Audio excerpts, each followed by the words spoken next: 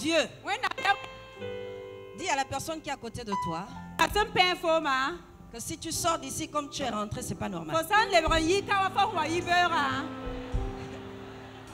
Non, dis-lui, là c'est plus normal. Là même Dieu ne pourra plus rien faire pour toi. Dis que là c'est pas normal si tu sors là même. Dis-lui que regarde-moi bien. Quelque chose de nouveau est en train de commencer dans ma vie. Alléluia. Est-ce qu'on peut acclamer Jésus? Alléluia. Vive Jésus. Jésus. Notre Dieu est un bon Dieu. C'est vraiment une grâce d'être ici. Alléluia. Et j'aimerais vraiment qu'on honore les serviteurs de Dieu. Papa Karambéry et son épouse, Pasteur Hortense, pour ce programme. Qu'on acclame le Seigneur pour leur vie. Alléluia. Hier, je vous disais que ce sont des semences pour plusieurs générations. Le Seigneur est en train de vous repositionner, vous, pour plusieurs générations. Pour vos enfants et pour les enfants de vos enfants qui vont transmettre à leur tour ce que vous recevez aujourd'hui. Est-ce qu'on peut acclamer le Seigneur Jésus? Alléluia. J'aimerais qu'on élève encore nos voix et que l'on bénisse le Seigneur. Que l'on lui rende toute la gloire ce matin. Il est digne de recevoir la gloire. Dis merci au Seigneur pour sa présence, pour ses servantes qui nous font du bien. Élève ta voix et bénis le nom du Seigneur ce matin. Nous te rendons gloire ce matin, Seigneur. Alléluia. Alléluia. Alléluia. Que ton nom soit élevé, que ton nom soit béni. Alléluia. Que ton nom soit sanctifié, élevé, magnifié. Dieu de gloire, je t'adore. Ton nom s'élève en majesté. Oui, de mes lèvres, je célèbre ta victoire, ton règne, ton autorité. Oui, digne es-tu, digne es-tu, agneau de Dieu. Oui, digne es-tu, agneau. Alléluia.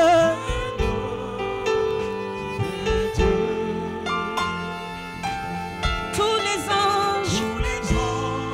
les anges ensemble, alléluia, acclament la puissance de ton nom.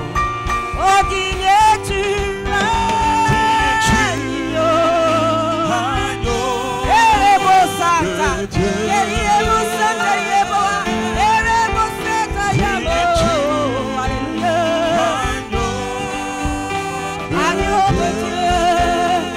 l'univers entier, Seigneur, entier, proclame la beauté de ton Saint-Nom. La beauté de ton Saint-Nom.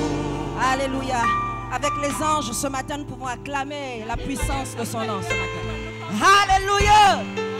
Alléluia. Pour ces cris de victoire, femme. Alléluia. Alléluia. C'est le cri de la victoire. C'est le cri de la victoire. C'est le cri de la victoire. Le cri de la délivrance. Alléluia. Alléluia. C'est le cri de la la victoire. Oh Satan, écoute, c'est le cri de la victoire. Écoute Satan, c'est le cri de la victoire. C'est le cri de la délivrance. Alléluia. Alléluia. Alléluia.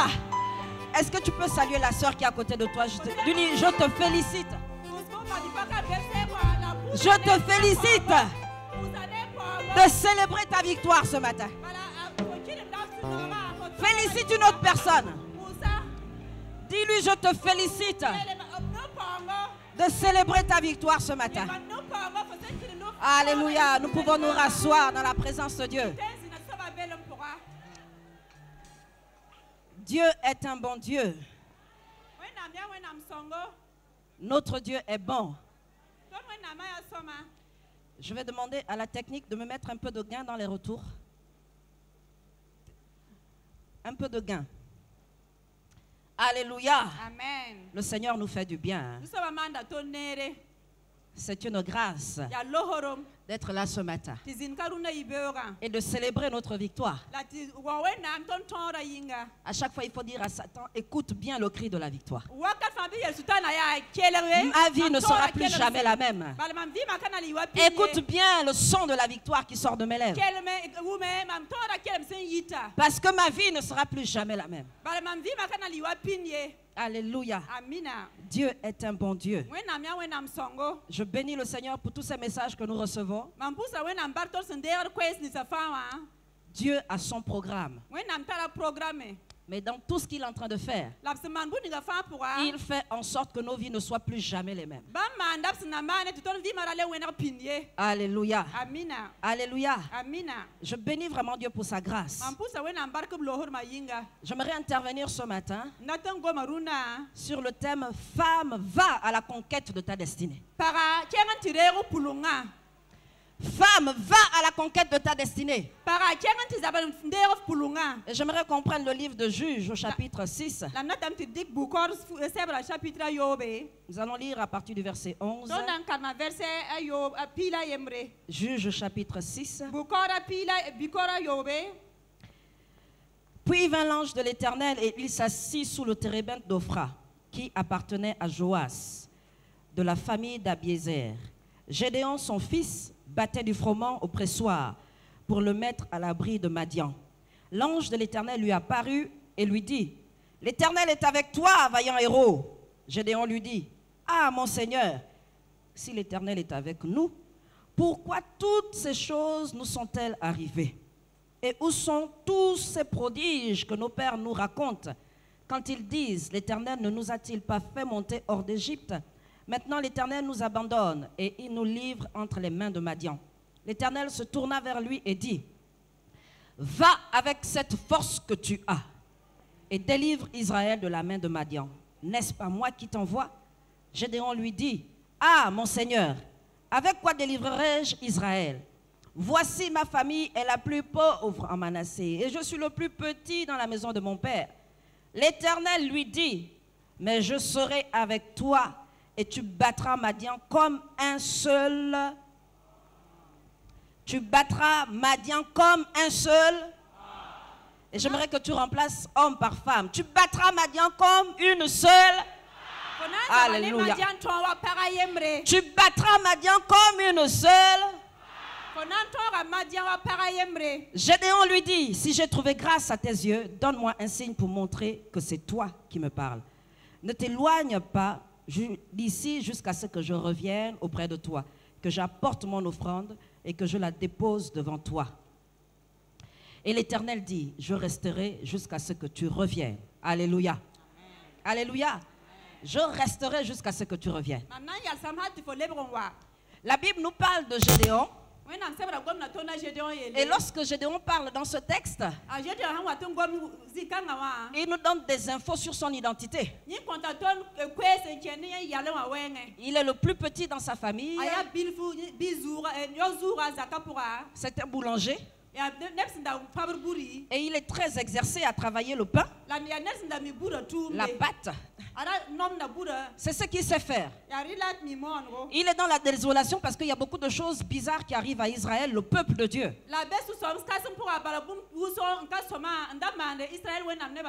Il est en train de penser à ce que leurs pères leur ont raconté. Et pendant qu'il réfléchit, il se demande comment est-ce qu'il y a autant de décalage entre ce que les pères ont dit et ce qu'eux ils sont en train de vivre.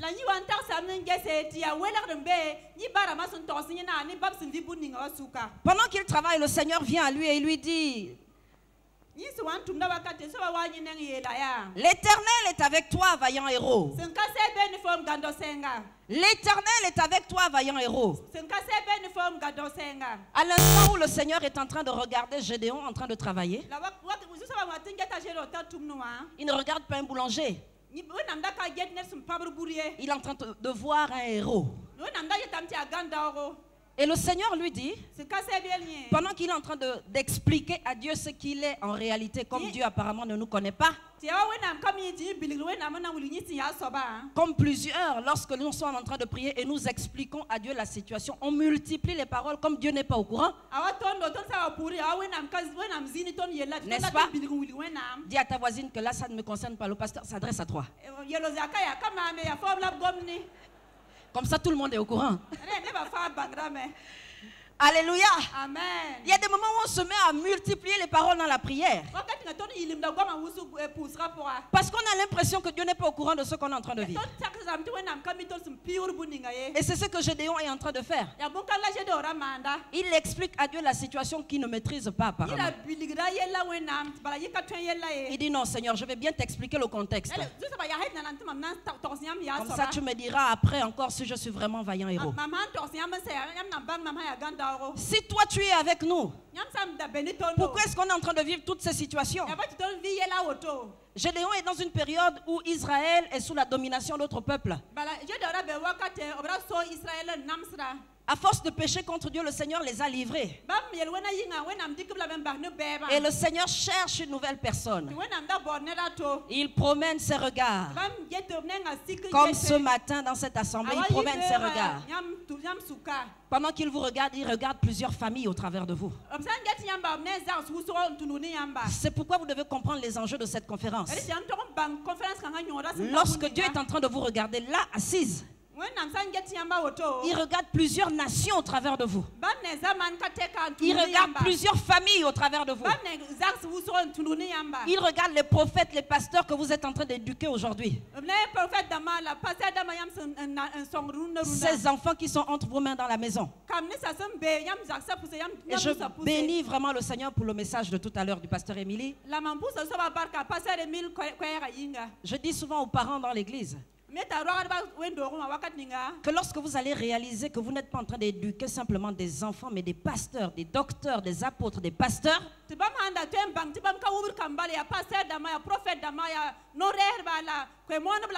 votre manière de prier pour vos enfants va totalement changer. Vous allez éviter les crises de l'adolescence. Je dis souvent à mon fils quand il a fait une bêtise,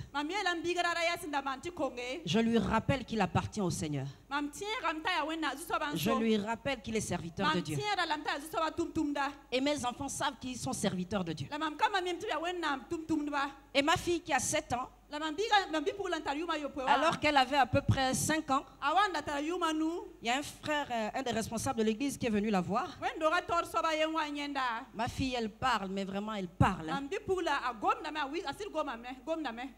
Je lui disais un jour que toi, tu vas travailler dans la communication. Parce qu'elle parle. Et il faut qu'on l'écoute quand elle parle. Une fois, une soeur lui a dit: mais arrête un peu de parler. Elle dit: non, c'est que j'aime parler.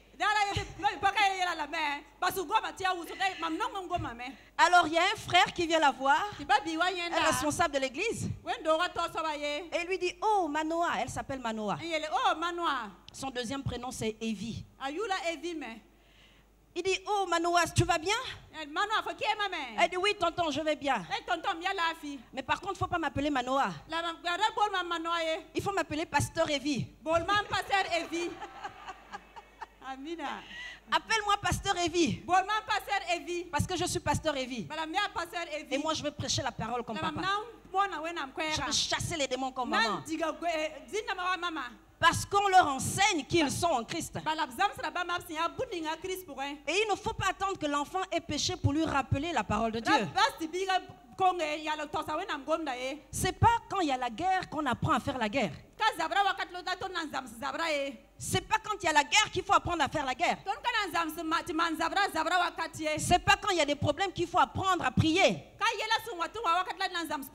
C'est avant qu'il faut s'exercer à la prière. De telle sorte que quand le mauvais jour arrive, le diable ne saura pas trouver l'issue au milieu de vous. Gédéon était dans le découragement. Et il parle au Seigneur, il lui dit que ce n'est pas possible ce qui nous arrive. Quand le Seigneur parle à Gédéon, il lui dit, va avec la force que tu as. Il ne lui dit pas, va avec la force que je vais te donner. Il lui dit, va avec la force que tu as. Dieu parle à une femme ce matin. Le Seigneur te dit pendant que tu es en train de pleurer, va avec la force que tu as parce que la force est en toi. Le Seigneur te dit ce matin que même si tu ne le vois pas, en fait tu es une femme de foi. C'est à cause de ça que le diable a peur de toi. Vous avez vu le diable attaquer les païens? Est-ce que vous avez vu le diable attaquer les païens? On fait la guerre à quelqu'un qui nous fait peur.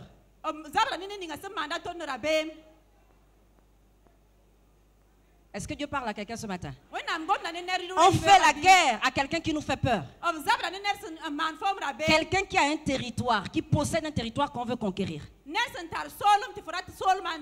Et je te dis ce matin que le diable te fait la guerre parce qu'il a peur de toi. Le diable te fait la guerre parce qu'il a peur de toi. Un jour, je suis allée voir un médecin parce que j'étais très malade. J'avais de la migraine, mais c'était très très difficile. Et ça ne passait pas du tout malgré les comprimés que je prenais. Je suis allée voir le médecin. Et il m'a dit que bon, on va faire un scanner pour voir ce qui se passe.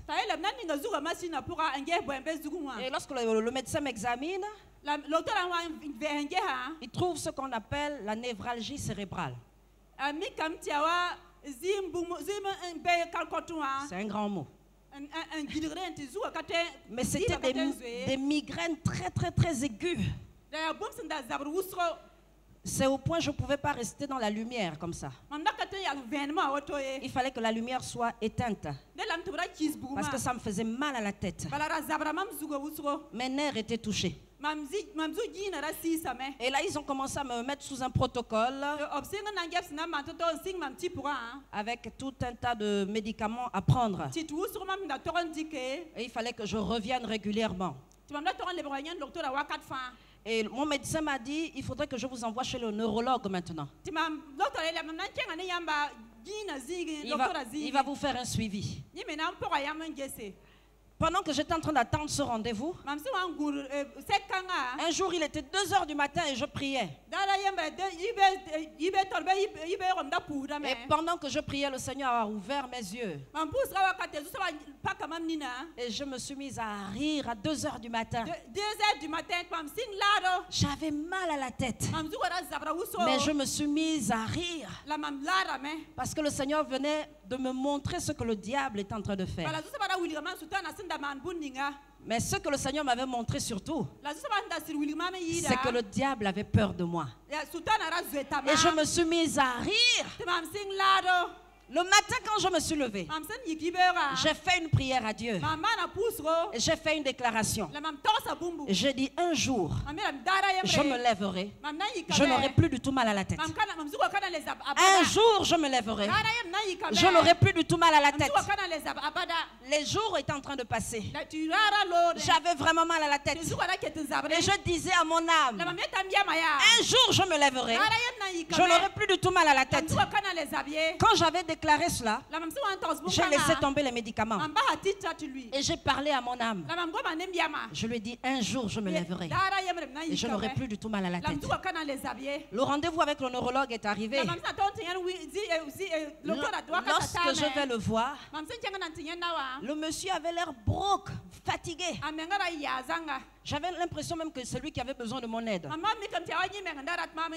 Et il regarde tous les examens que j'amène, les résultats. Il me dit, dans votre famille, il y a des gens qui ont des problèmes de nerfs. J'ai dit non, personne n'a de problème de nerfs. Même ceux qui sont déjà morts là n'ont pas eu de problème de nerfs. Donc je ne vois pas pourquoi ça va commencer avec moi. Le monsieur me dit, donc, franchement, moi je ne trouve pas ce qu'il faut faire comme protocole avec vous. Je ne peux pas m'occuper de vous. Repartez voir votre médecin. Quand je suis sortie de là, je savais que l'affaire était finie. C'était fini. C'était réglé. Dieu ne faisait que confirmer par le médecin lui-même que j'étais guérie. Je ne suis pas repartie voir mon médecin. J'ai dit à mon mari que j'arrête le protocole médical. Quand je suis sortie de ce bureau, je n'avais plus du tout mal à la tête. C'était scellé. Je m'étais conditionnée, bien-aimée. J'avais accepté que Dieu avait mis de la force en moi. Vous savez, il y a des choses que Dieu déclare sur nos vies, mais qu'on n'accepte pas. Parce que lorsque la parole prophétique vient, elle trouve en face d'elle des forteresses. La Bible déclare que nous renversons les forteresses. Toutes les hauteurs qui se dressent contre la connaissance de Christ. Et lorsque Dieu libère l'onction sur nos vies, lorsqu'il libère la parole qui vient pour nous sauver, cette parole rencontre des forteresses. Parfois des forteresses dans la mentalité. Parfois des forteresses dans notre foi. La manière dont on voit Dieu. La Bible nous parle d'une femme dans 1 Samuel 25. Une femme qui s'appelle Abigail. Son mari s'appelle Nabal. Nabal est un homme à qui David a fait du bien. Il a gardé ses serviteurs, il a gardé les troupeaux de ce monsieur. Et un jour, David a besoin de l'aide de Nabal. Et il envoie quelqu'un pour lui dire qu'il a besoin de son aide. Nabal renvoie la personne dire à David qu'il n'a pas, en résumé, en fait, il n'a pas à l'aider. Pourquoi est-ce qu'il va s'occuper des serviteurs qui s'enfuient de leur maître, de chez leur maître? Pour lui, David était un fugitif. David dit, quoi? Aujourd'hui, je suis un fugitif? Quand je me suis occupé de ton troupeau, de tes serviteurs, aujourd'hui, si la tête de Nabal ne tombe pas, je n'appartiens pas à l'Éternel. Quand les serviteurs de Nabal apprennent cette histoire, ils vont voir Abigail, la femme de Nabal. Et ils disent à Abigail, il faut vraiment que tu règles cette affaire. Si tu n'agis pas aujourd'hui, David va en finir avec nous tous. Il faut que tu fasses quelque chose. Quand on lit cette histoire, Abigail prend des offrandes avec elle. Elle va rencontrer David. Elle dit à David, non, mon Seigneur. En fait, je n'étais pas au courant que tu venais rendre visite à Nabal. Et puis ça se passe mal parce que moi je n'étais pas là. Je n'ai pas préparé en quelque sorte ton arrivée. Ne t'occupe pas de ce que Nabal dit. Nabal ressemble à son nom. Nabal signifie fou. Donc ne fais pas en fonction de sa folie. Mais aujourd'hui, je vais m'occuper de ce que tu demandes. La Bible nous enseigne que c'était une femme sage. En hébreu, il est dit elle était intelligente. Une femme intelligente. Et la Bible déclare qu'une femme intelligente bâtit sa maison. En hébreu, il est dit elle transmet une suite. Pendant qu'elle construit sa maison, elle transmet la suite. Elle transmet un héritage. Elle transmet un héritage. Nabal avait le cœur dur. C'était quelqu'un qui parlait aux autres avec mépris. Et cette femme entendait tous les jours des paroles négatives. Lorsqu'elle parlait à son mari, c'est sûr qu'il l'humiliait. Pendant qu'elle était en train de régler cette situation avec David, lui, il était en train de faire la fête avec ses serviteurs. Il était tranquille. Quand on lit l'histoire de cette femme, vous voyez la sagesse qui est en elle. Elle dit à David, à un moment donné, le Seigneur va t'accorder le trône d'Israël. Il ne faudrait pas que tu te retrouves avec du sang sur les mains. Il ne faut pas que la colère te fasse passer à côté de ta destinée. La colère peut te faire passer à côté de ta destinée. La rancune peut te faire passer à côté de ta destinée. Quand cette femme parle à David, elle lui dit que le Seigneur, il ne faudrait pas que lorsque tu règnes, on se souvienne de ça. Qu'on se souvienne que tu as tué Nabal et ses serviteurs. Il ne faut pas qu'il y ait ça qui entache ton ministère en quelque sorte. Et lorsqu'elle parle à David, elle termine sa conversation avec David. Elle repart à la maison. Nabal est toujours en pleine boum. Il est en train de faire la fête. Ils sont en train de manger et boire. La Bible dit qu'elle ne dit rien à son mari. Dis à ta voisine qu'elle n'a rien dit à son mari. Elle n'a rien dit à son mari. Dis-lui que là, il faut que tu te concentres parce que c'est encore là que le pasteur va te parler. Elle n'a rien dit à son mari. Combien de fois, plusieurs, lorsque votre mari vous a parlé avec mépris, vous lui avez montré que vous aussi vous savez parler. Combien de fois vous avez nourri de la colère au-dedans de vous, de l'amertume, de telle sorte que lorsque le Seigneur venait même à votre rencontre, votre cœur était tellement fermé que vous ne ressentiez même plus la présence de Dieu à l'église. Cette femme s'est tue. Elle n'a rien dit. C'était une femme de paix. Dieu veut que tu sois une femme de paix. Dieu veut que tu sois une femme de paix. Une femme qui procure la paix. De qui le mari, au-delà de l'orgueil qui est en lui, reconnaisse que oui, ma femme est une femme de paix. Il y a plusieurs malheureusement qui ont cassé ce qu'elles-mêmes ont planté dans leur maison. Elles ont renversé leur maison à cause de la colère.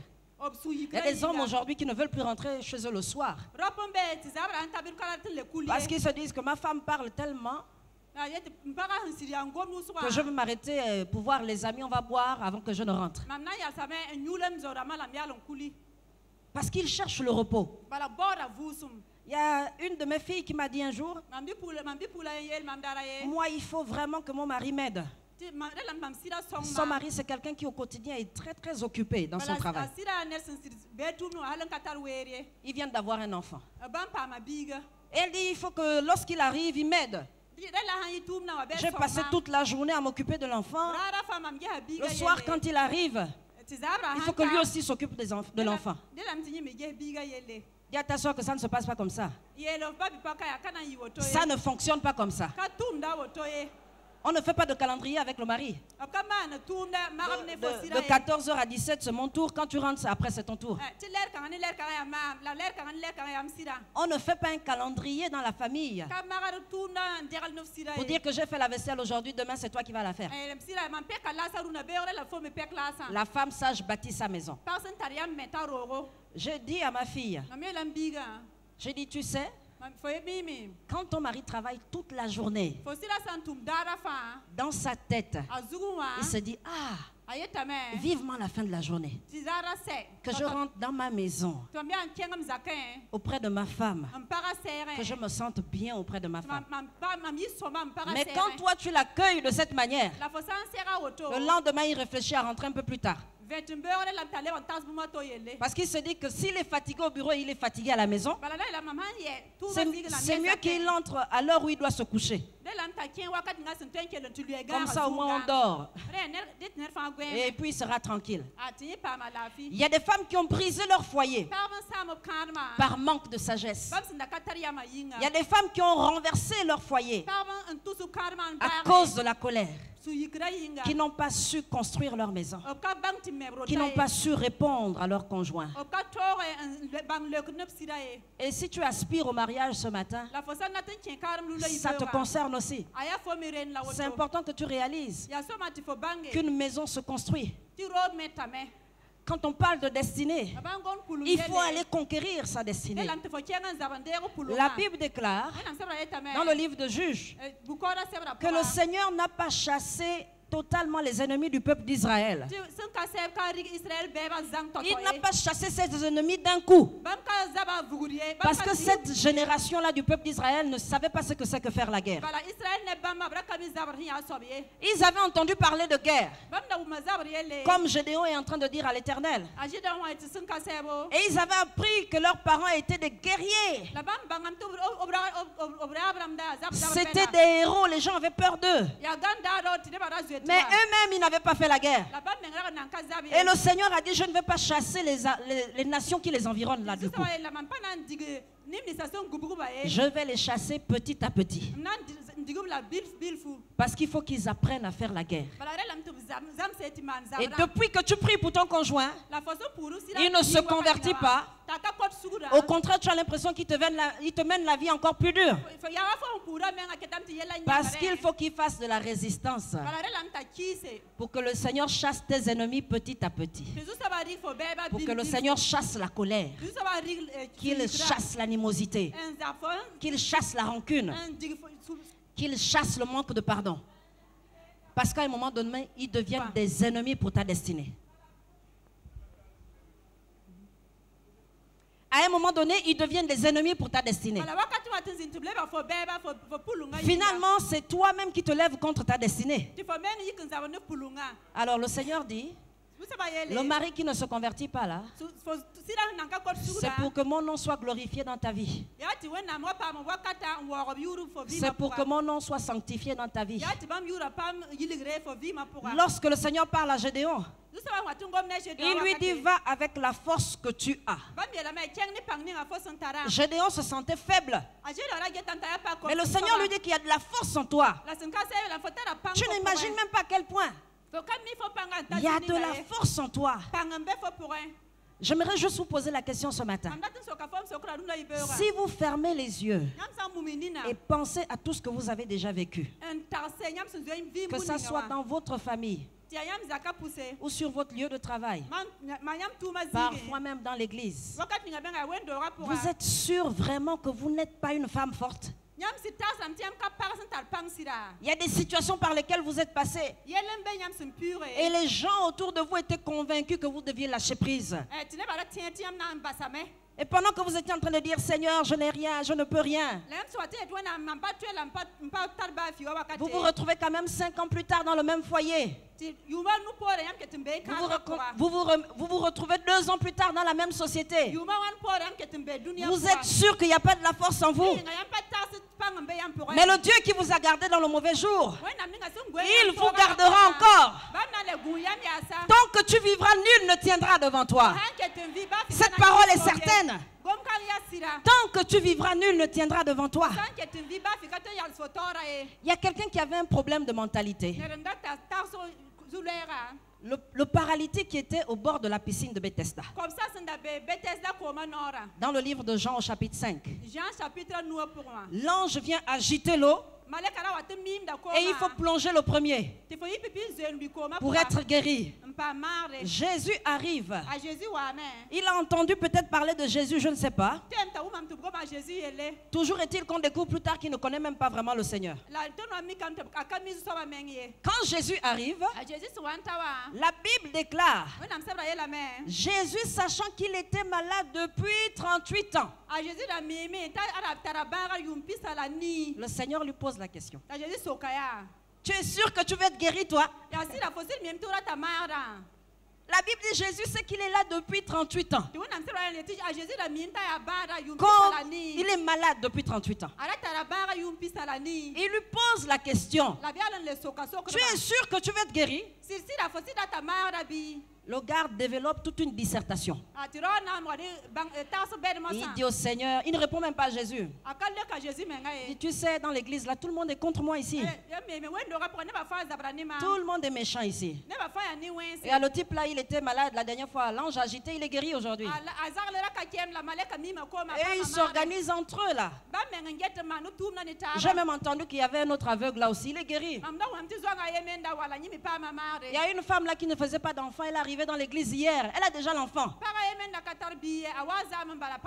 Il développe tout un chapitre. Il dit qu'il n'y a personne pour me jeter dans la piscine.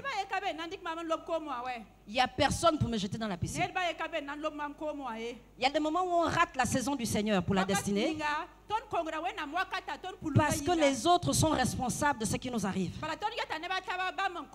Ce n'est pas de ma faute aujourd'hui si je ne suis pas responsable dans l'église.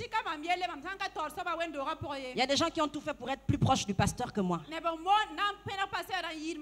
Il y a des gens aujourd'hui, quand on les voit dans l'église, ils font tout pour montrer au pasteur qu'ils travaillent. Alors que là, moi je suis là depuis longtemps. Le pasteur ne me regarde même pas. Pourtant, moi je donne même parfois des paroles prophétiques. Et puis quand il y a les réunions, je suis toujours là avant tout le monde. Ce sont les autres qui sont responsables. Vous allez vous rendre compte qu'à chaque fois que Jésus a guéri un malade, il a souvent enseigné. Il a souvent enseigné. Où il parle à la personne. Il dit que ta foi t'a guéri. Ta foi t'a sauvé. Mais à celui-là, c'est comme si Jésus est en train de dire que je n'ai pas envie de perdre mon temps avec toi. Ramasse ton lit, ramasse ton désordre là et va, sois guéri. On va en finir aujourd'hui. Le type s'en va.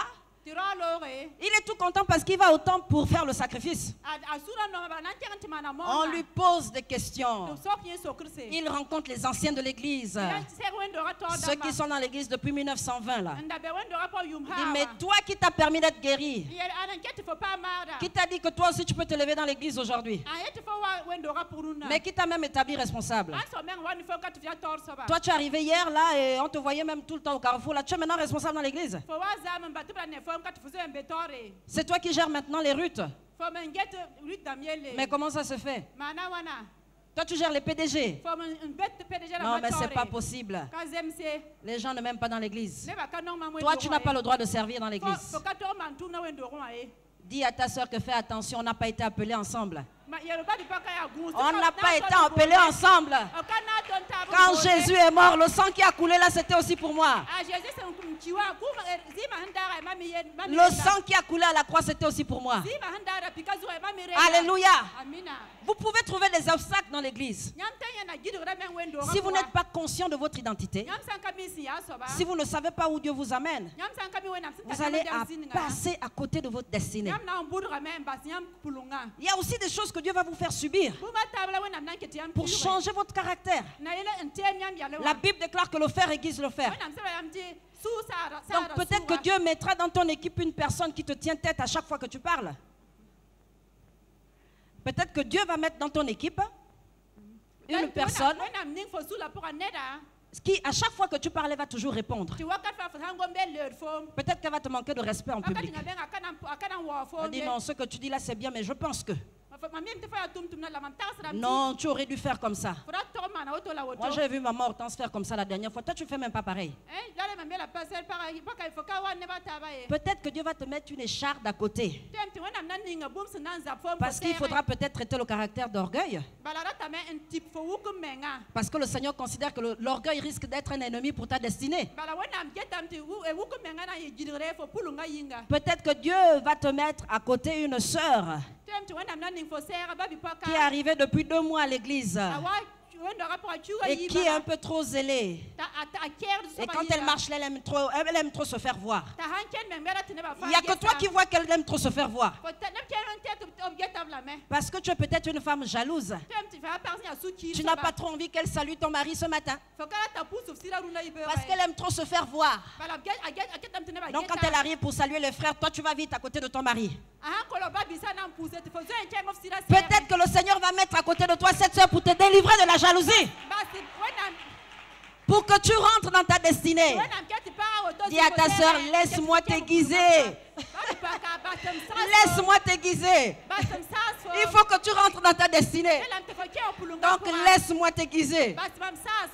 Alléluia. Il faut que tu rentres dans ta destinée.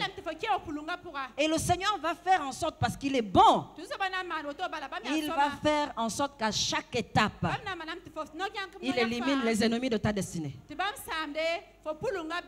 Il va éliminer les ennemis de ta destinée. Si tu n'as pas encore été établi dans les responsabilités, ce n'est pas grave. Dis merci au Seigneur. Dis à Dieu, je te rends grâce parce que je suis en train d'être préparé. Que je ne rate pas l'étape de la préparation. Parmi vous, il y a plusieurs pasteurs qui ne se sont pas encore levés. Il y a plusieurs prophétesses qui ne se sont pas encore levées. Il y a plusieurs docteurs de la parole. Mais le Seigneur veut chasser vos ennemis. Et ce matin, il veut que tu identifies les ennemis de ta destinée. Qu'est-ce qui fait qu'aujourd'hui tu sois encore assise? Qu'est-ce qui fait qu'aujourd'hui tu es toujours au même niveau? Qu'est-ce qui fait qu'aujourd'hui encore, malgré les jeûnes et les prières, tu es toujours dans la même situation? Que le Saint-Esprit t'aide à identifier tes ennemis ce matin. Et ne pense pas d'abord aux voisins. Ne pense pas d'abord aux autres. Mais entre en toi-même ce matin. Et dis au Seigneur, donne-moi de voir ce que toi tu vois. Donne-moi ton regard ce matin. Donne-moi de me plonger comme en face du miroir. Et de me plonger dans ce que tu vois. Je veux voir le même reflet. Il y a certains qui ont des dons prophétiques en elles. Mais ces dons n'arrivent pas à se déployer. Parce qu'il y a encore de la colère. Il y a encore de l'amertume. Il y en a plusieurs qui ont été blessés, comme peut-être la femme de Nabal. Il y en a qui ont été diminués. Tout à l'heure, on parlait de transmettre aux enfants l'héritage spirituel. Il y a des femmes aujourd'hui qui n'arrivent pas à transmettre à leurs enfants la joie, la paix.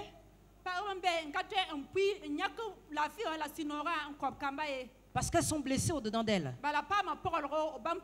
Il y a des femmes aujourd'hui qui ne sortent pas de leurs blessures. Le passé est comme un sac à main. Vous n'arrivez pas à vous en séparer.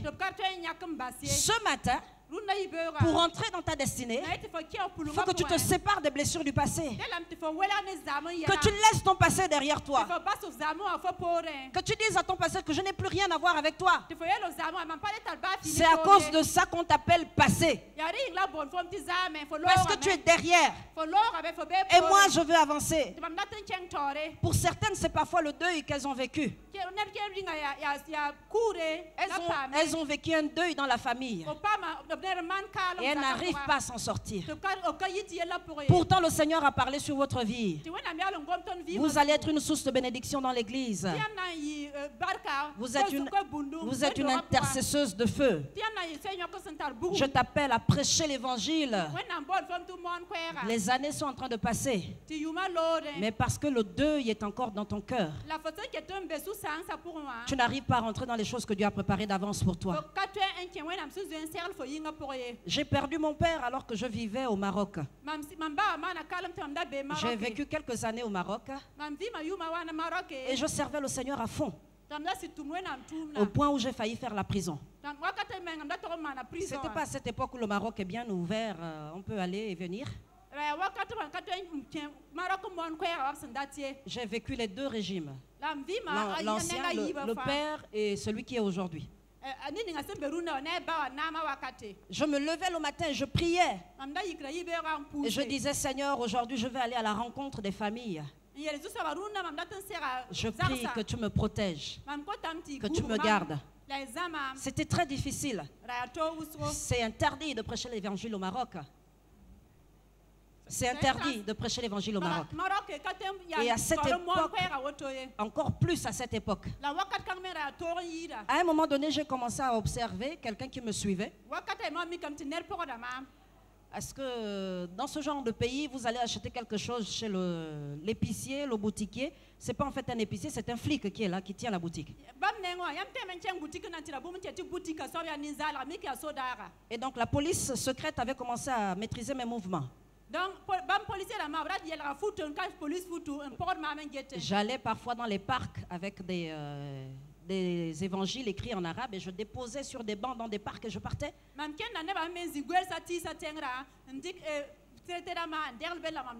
Quand je rentrais dans les bureaux, dans un ascenseur avant de sortir, je dépose un évangile et je pars en courant. J'ai grandi au milieu d'une bande de garçons, comme j'aime dire souvent. Et quand le diable me cherche, je lui dis que même quand on enlève l'esprit là, il me reste l'histoire que j'ai grandi au milieu d'une bande de garçons. Faut pas me chercher.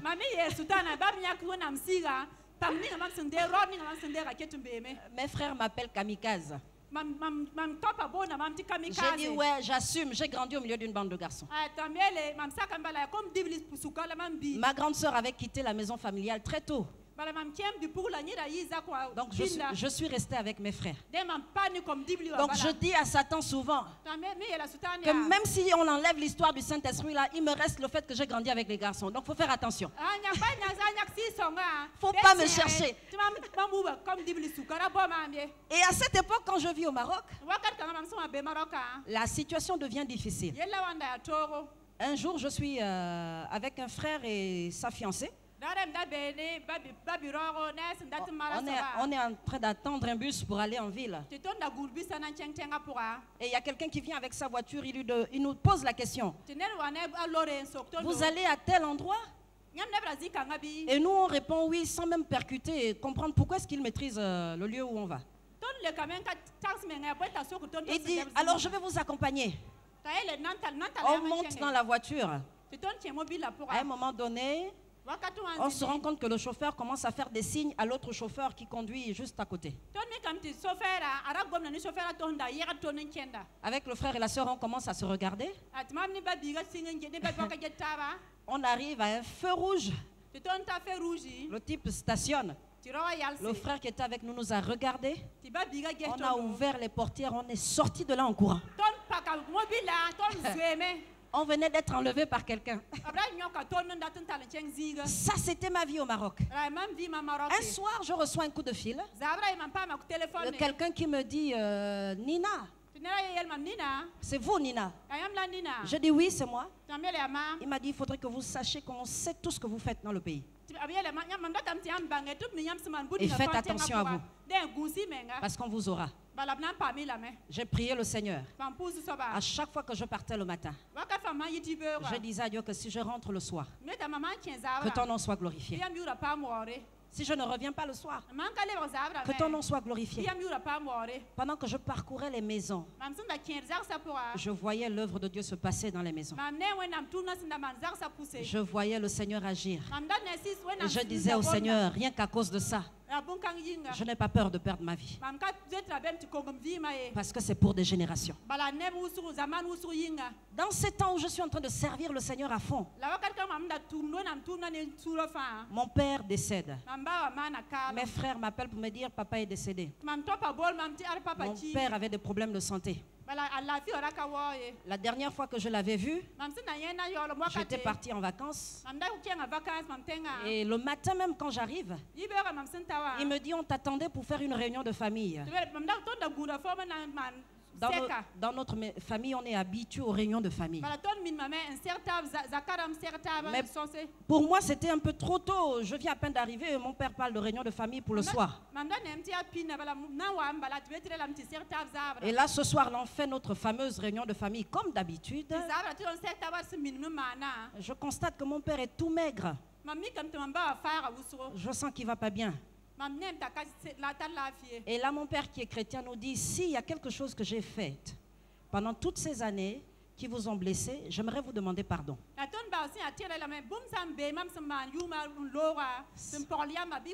Ça sonnait bizarre dans ma tête. Il y a eu un silence. Et mon aîné qui est médecin, il nous dit, on est en train de faire des examens à papa. On ne sait pas encore ce qu'il a, peut-être c'est un cancer ou on ne sait pas. Il savait que mon père avait un cancer. C'était juste une façon d'amortir le choc. Et là, mon père parle et on n'a presque rien à lui dire. Parce que mon père était un homme bon. Même quand il était païen, il était un homme bon. Au point où sur sa voiture, il avait écrit le fils du peuple. Tout le monde l'aimait. Mon petit frère, le dernier, il dit à mon père, moi j'ai juste une chose contre toi. C'est que quand j'étais tout petit, tu me disais toujours quand je faisais une bêtise, que si c'était à l'époque là, je t'aurais vendu pour un sachet de sel, toi. Les parents, faites attention à ce que vous dites à vos enfants. Parce que leur tête ressemble à un disque dur. Il enregistre. Et ça influence sa destinée. Ça peut détruire sa personnalité. Mon petit frère était convaincu que mon père ne l'aimait pas. Ce soir-là, mon père lui a demandé pardon. Je repars quelques semaines après au Maroc. Et 2 ou 3 mois après, on m'informe que mon père est décédé. Ce soir-là, quand on m'a informé, ça me faisait bizarre. Dans la journée, déjà, il y a un des responsables avec qui on avait commencé l'église souterraine qui me demande qu'est-ce que tu fais ce soir. Je dis ce soir je dois aller visiter une famille. Il me dit non, ce soir on se retrouve à l'appartement, il faut qu'on ait une réunion entre responsables. Ma famille avait contacté l'un d'entre eux pour annoncer que mon père était décédé. Donc ils viennent tous ensemble le soir dans ma chambre. Déjà je suis surprise que les garçons rentrent dans ma chambre. Ça c'est juste l'effet d'annonce pour les jeunes sœurs. Les garçons n'ont pas le droit de rentrer dans votre chambre. Les frères, hein? Et ceux qui ne sont pas frères aussi. Ceux qui ne sont pas frères aussi. On en parlera au prochain chapitre. Quand il me parle, m'annonce le décès de mon père, je ne pleure pas. Je n'ai pas pleuré ce jour-là. Pas parce que j'ai le caractère assez fort. Parce que je n'avais rien compris de ce qu'ils étaient en train de me dire. J'étais dans la confusion. Je me disais, ça doit être une blague, quoi. Je leur ai dit, vous m'attendez là, je vais aller appeler ma mère. Je suis allée téléphoner, ça ne passait pas. J'ai insisté, ça ne passait pas. Jusqu'à un moment où j'ai eu une dame au téléphone.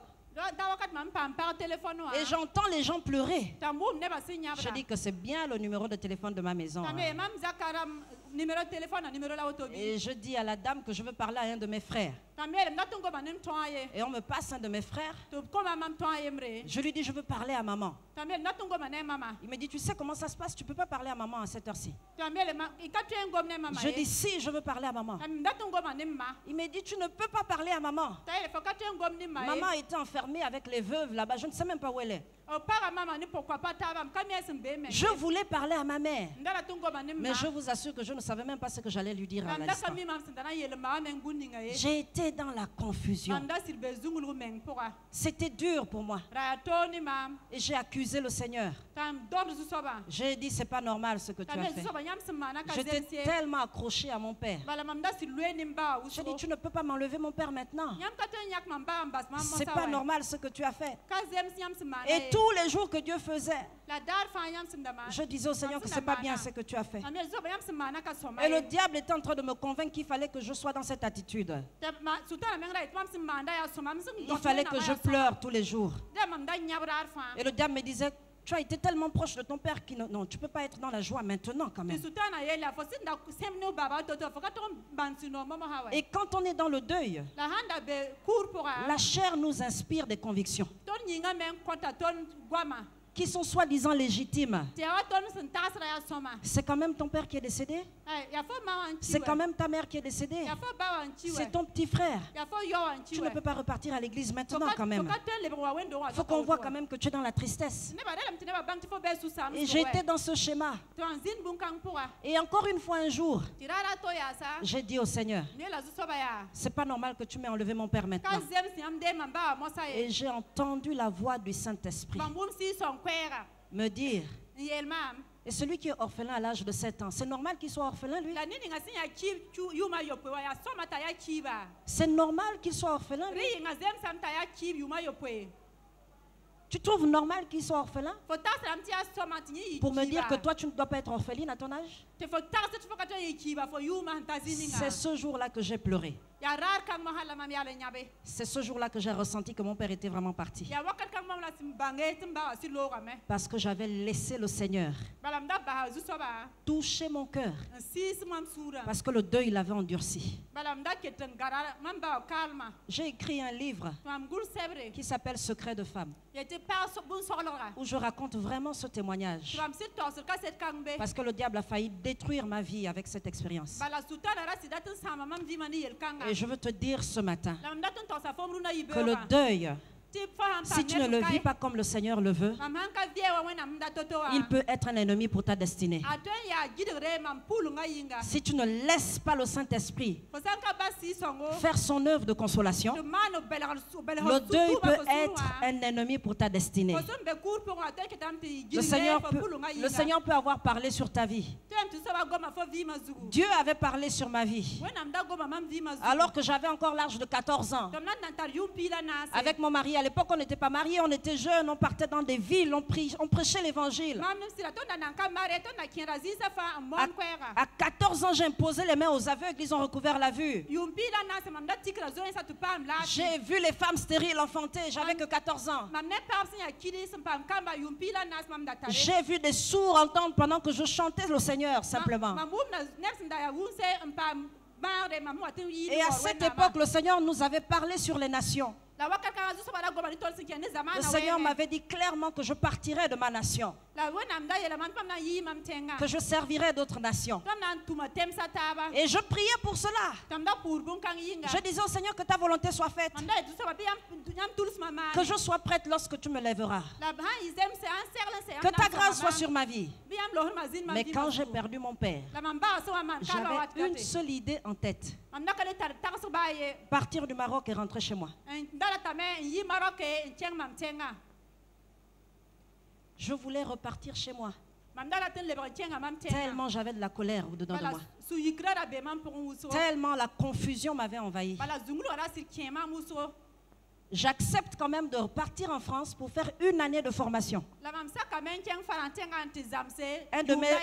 Un de mes aînés me dit, écoute, papa avait toujours voulu que tu continues tes études, que tu fasses un 3e cycle, alors il faut que tu ailles en France. Je lui dis, alors je vais faire juste 1 année de formation. Et pendant cette année, quand je suis en France, j'organise un séminaire sur la louange au Maroc. Je vais au Maroc pour le séminaire sur la louange. J'avais invité une personne de Jeunesse en Mission. Je travaille avec Jeunesse en Mission. Et lorsque nous sommes dans ce séminaire, c'est Sylvain Frémont qui est en train de prêcher. Je ne sais pas si vous le connaissez pour certains. Ceux qui sont dans la louange, au moins, doivent connaître Sylvain Frémont. Et Sylvain Frémont se met à prophétiser. Il parle sur les uns et les autres. Le Seigneur bénit. Quand on prie pour la fin, il m'appelle devant. Il me dit, j'aimerais te parler de la part du Seigneur. J'aimerais te dire que lorsque tu étais encore adolescente, le Seigneur t'a parlé. Il a parlé à ton fiancé et il vous a dit clairement que vous deviez sortir pour servir d'autres nations. Quand l'avion a atterri au Maroc, le Seigneur m'a dit de te dire que c'est le temps. Je me suis dit, oh Seigneur, j'avais envie de prier pour qu'il reprenne l'avion rapidement. J'avais arrêté des résolutions dans mon esprit. Parce que je n'étais pas complètement guérie. Et ce matin, c'est important que tu réalises que Dieu peut avoir libéré des paroles sur ta vie. Tu as peut-être fait les songes où tu étais en train de ressusciter les morts. Ou tu es peut-être en train de prêcher aux foules. Mais ce que Dieu veut que tu fasses maintenant, c'est que tu identifies les ennemis de ta destinée. On ne peut pas vaincre ce qu'on n'a pas identifié. Sinon tu combattras contre l'air. On ne peut pas vaincre ce qu'on n'a pas identifié. Si tout le monde pense que tu es quelqu'un de colérique, que tu ne le reconnais pas, tu n'as pas identifié la colère comme un ennemi, tu ne pourras jamais vaincre la colère. Et je m'adresse à ceux qui nous suivent à la télé.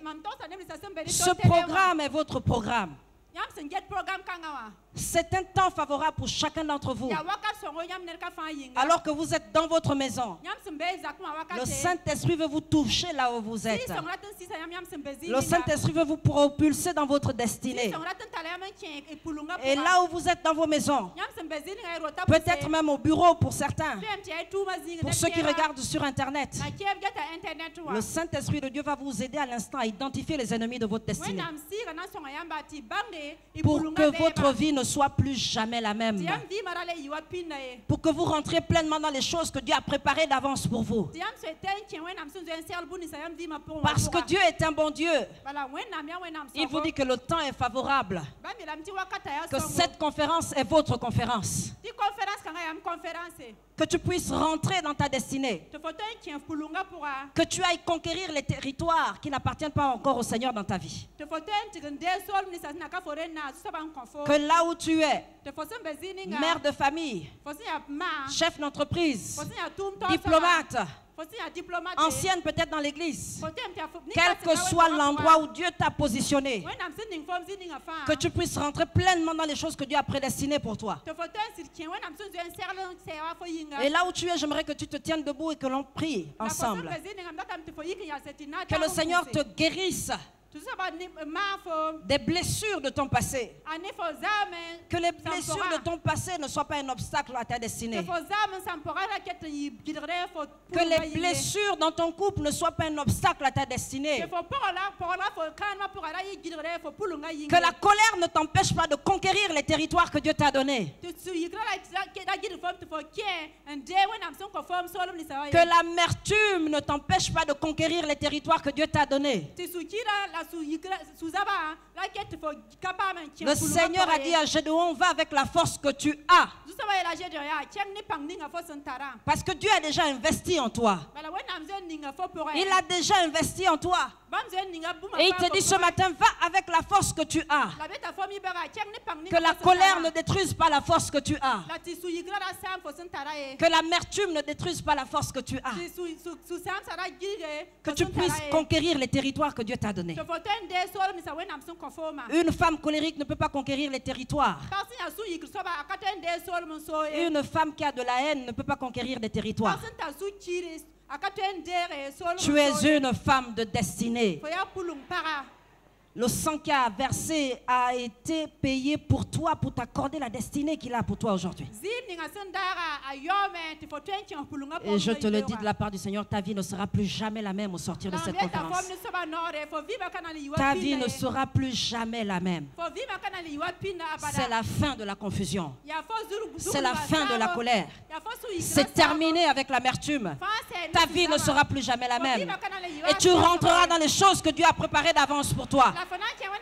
Et dis à Satan et ses démons, dis à la colère ce matin que c'est terminé. Dis à ton passé ce matin que c'est terminé. C'est pourquoi on t'appelle passé. Alors tu restes derrière moi.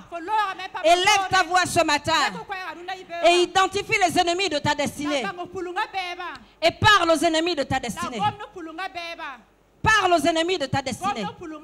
Élève ta voix ce matin et demande au Seigneur de te guérir, de penser tes blessures, de te restaurer, de te relever.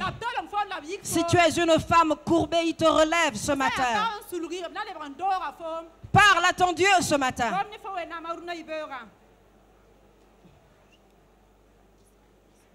Demande pardon au Seigneur pour toutes les personnes à qui tu as fait du mal. Demande pardon au Seigneur. Demande pardon pour le mauvais caractère. Demande pardon au Seigneur ce matin. Dieu veut se saisir de toi.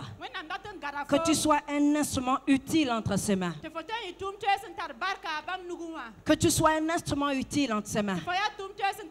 Oui, élève ta voix et prie. Élève ta voix et prie.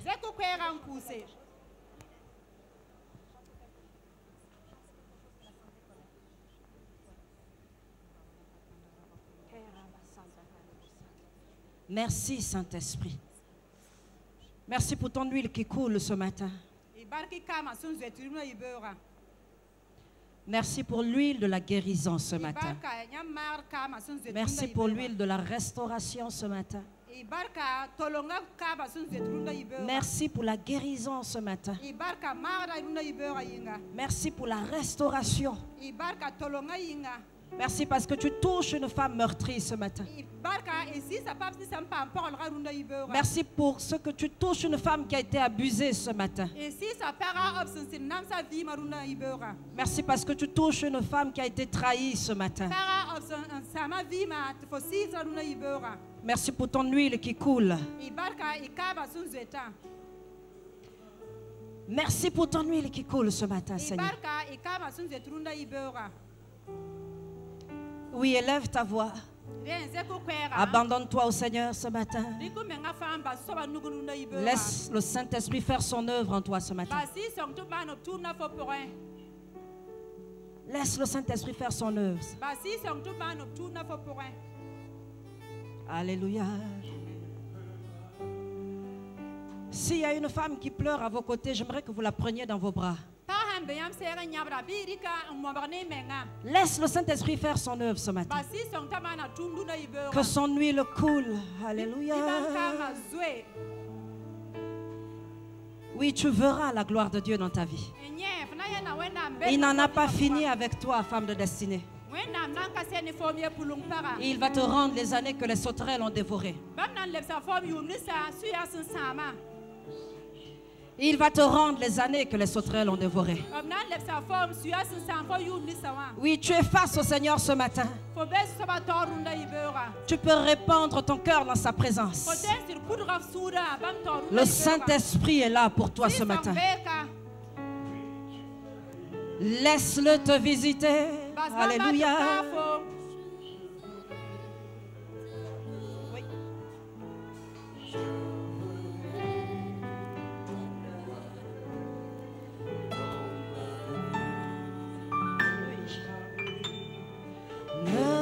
t'ai-je pas dit que si tu crois, il n'a pas fini avec toi. Tu verras la gloire. Alléluia. Se manifester. Alléluia. Dans ta vie. Merci pour ton huile qui coule ce matin. Si tu crois. Alléluia. Tu verras la gloire. Tu verras la gloire. Dans ta vie. Oui, chante avec nous ce chant ce matin. Ne t'ai-je pas dit que si tu crois, alléluia, tu verras ma gloire. Tu verras ma gloire se manifester dans ta vie. Ne t'ai-je pas dit que si tu crois, alléluia, il réveille l'espérance ce matin. Il réveille les rêves ce matin. Il réveille l'espérance ce matin. Il n'a pas fini avec toi. Tu as des territoires à conquérir. Il n'a pas fini avec toi. Il te rend les années que les sauterelles ont dévorées. Se manifester. Alléluia. Ne t'ai-je pas dit que si tu crois, tu verras la gloire de Dieu. Tu verras sa gloire dans ta famille. Tu verras sa gloire dans ton ministère. Tu verras sa gloire dans l'église. Tu verras sa gloire. Herobo Santa, queremos Santa, queremos Santa, queríamos Santa, oremos Alléluia, Alléluia, oremos Santa, queremos Santa.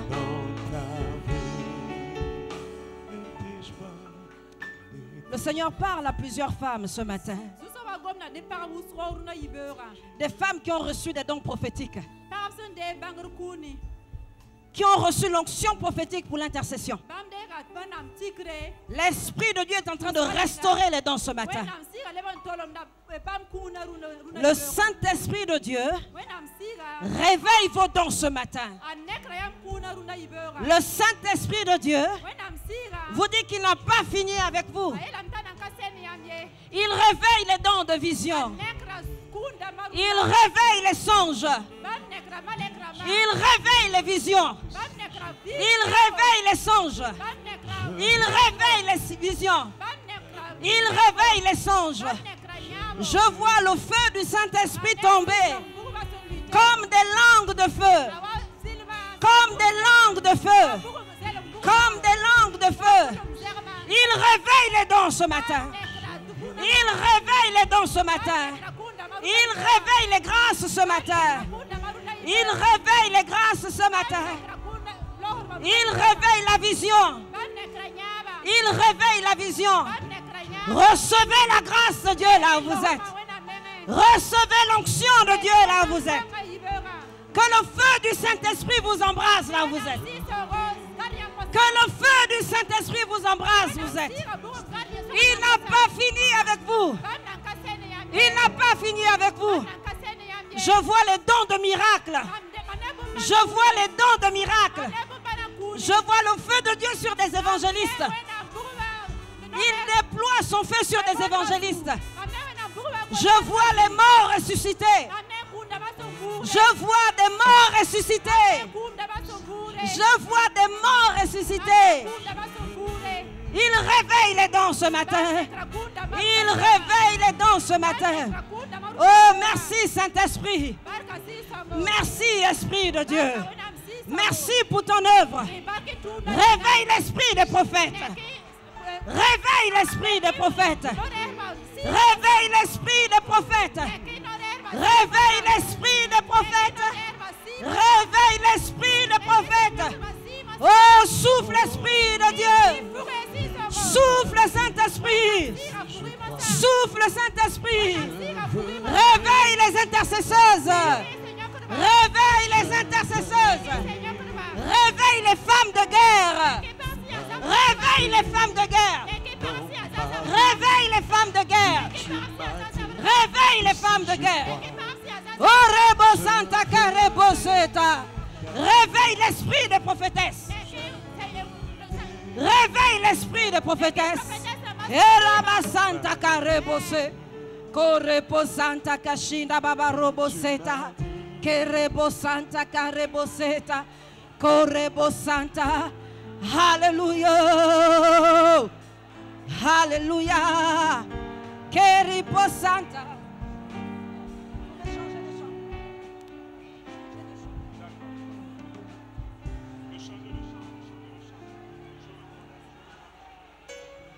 Oh, Rabba Santa Karebose.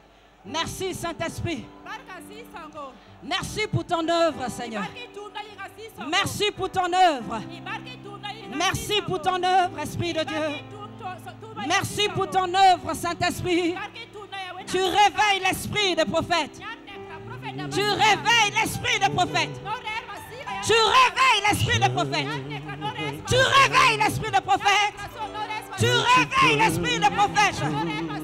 Réveille l'esprit des prophètes. Réveille l'esprit des prophètes. Réveille l'esprit des prophètes. Erebo Santa Carebo Santa. Eriposea. Corebo Santa. Souffle cet esprit. Souffle l'esprit de Dieu. Réveille les évangélistes. Réveille les évangélistes. Réveille les apôtres. Au nom de Jésus. Kerebo Santa Karebose. Heriama Santa. Oh Reposeta. Et que rien n'était impossible. Je reconnais que tu peux tout. Je reconnais que tu peux tout. Et que rien n'était impossible. Seigneur, fais-moi voir. Seigneur, fais-moi voir ta gloire. Seigneur, fais-moi voir ta gloire. Seigneur, fais-moi voir ta gloire.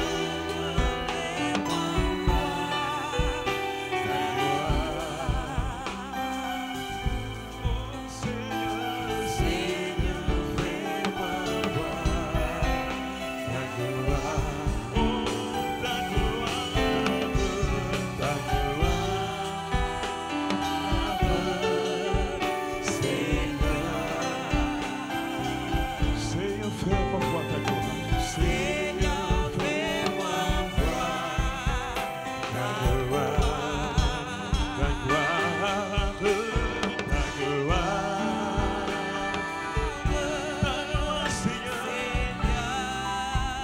je veux voir ta gloire, Seigneur. Seigneur, fais-moi voir ta gloire, ta gloire. Seigneur,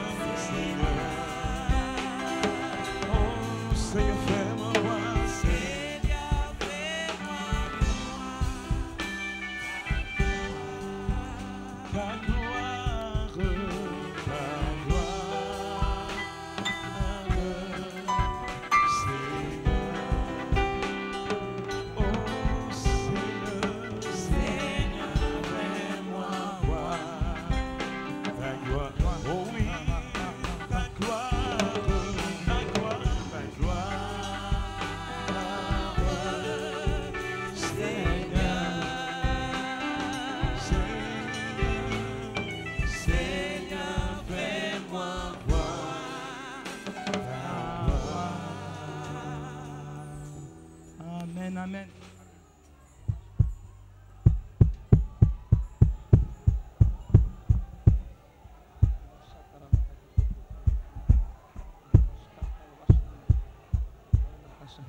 La présence de Dieu est forte en ces lieux. Merci Seigneur pour ta présence. Merci Saint-Esprit pour ce que tu es en train de faire. Merci Saint-Esprit pour ce que tu es en train d'accomplir dans les vies. Merci pour ce qui est scellé déjà dans nos vies. Merci parce que nous ne serons plus jamais les mêmes. Notre destinée sont parties. À partir de cette conférence, une femme nouvelle s'est levée. Dans une dimension nouvelle. Pour un projet nouveau. Ta destinée va s'accomplir. Que tu le veuilles ou non, ta destinée va s'accomplir. Ce que cette conférence est en train de te dire, c'est que tu le veuilles ou non, tu vas rentrer dans ta destinée. Tu vas rentrer dans ta destinée.